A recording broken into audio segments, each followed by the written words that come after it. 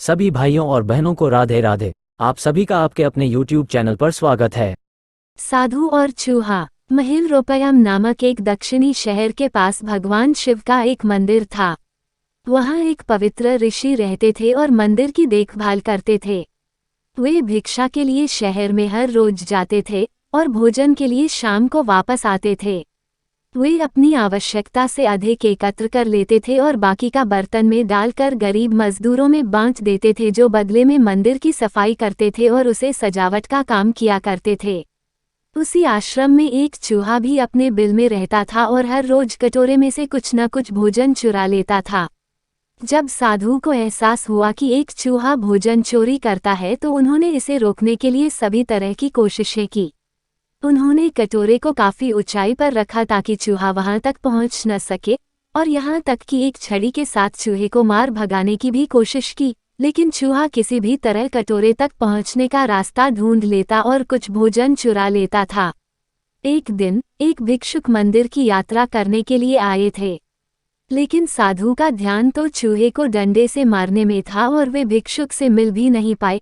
इसे अपना अपमान समझ भिक्षुक क्रोधित होकर बोले, आपके आश्रम में फिर कभी नहीं आऊंगा, क्योंकि लगता है मुझसे बात करने के अलावा आपको अन्य काम ज्यादा महत्वपूर्ण लग रहा है।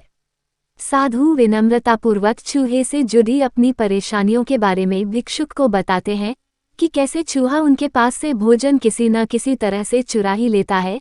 ये चूहा किसी भी बिल्ली या बंदर को हरा सकता है अगर बात मेरे कटोरे तक पहुंचने की हो तो।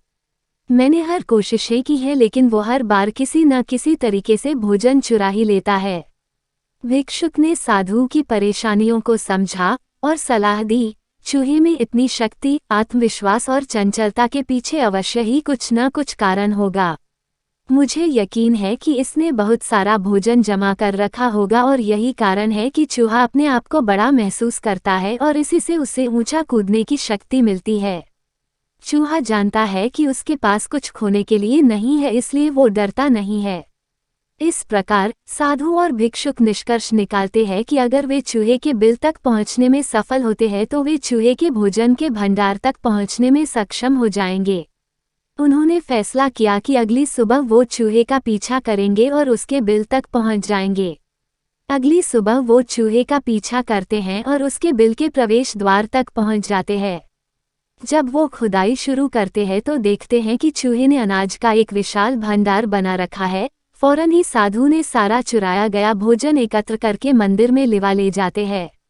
वापस आने पर अपना सारा अनाज गायब देख चूहा बहुत दुखी हुआ और उसे इस बात से गहरा झटका लगा और उसने सारा आत्मविश्वास खो दिया। अब चूहे के पास भोजन का भंडार नहीं था, फिर भी उसने फैसला किया कि वो फिर से रात को कटोरे से भोजन चुराएगा।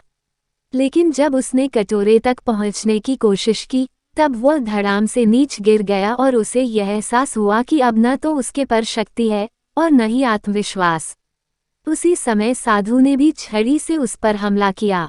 किसी तरह चूहे ने अपनी जान बचाई और भागने में कामयाब रहा और फिर वापस मंदिर कभी नहीं आया। यदि हमारे पास भी संसाधनों की कमी न हो तो हम में भी अद्भुत शक्तियां और आत्मविश्वास की कमी कभी नहीं आ सकती।